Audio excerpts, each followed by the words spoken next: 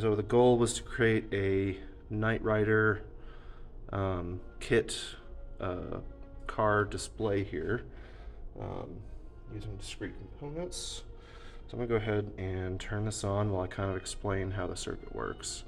So I have this 555 timer down here, and one of the resistors biasing the 555 timer in astable mode is a potentiometer.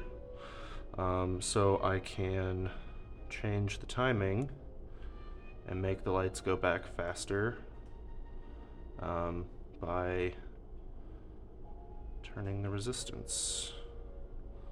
So I'll turn it all the way down while I talk about the rest of it. So this is a decade counter up here.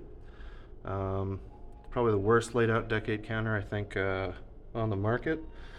And then all of the outputs here are going into this circuit over here, which I'll talk about in a moment.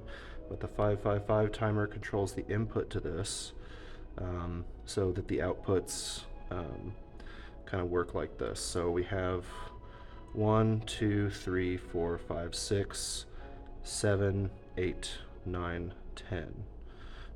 So that way it goes back and forth.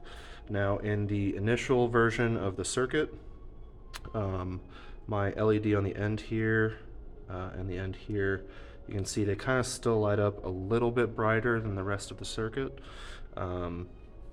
But initially they were much brighter, and they stayed on for longer, so it took longer for them to fade.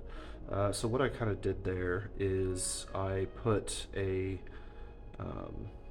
capacitor in series with the main capacitor, because we didn't have a good enough value capacitor in the equipment room to put it kind of on par with the rest of them.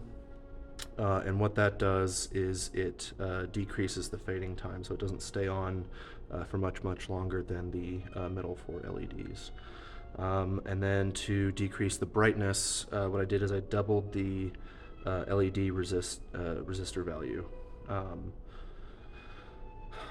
And then if you notice, I have 6 fading circuits here for each of the LED outputs.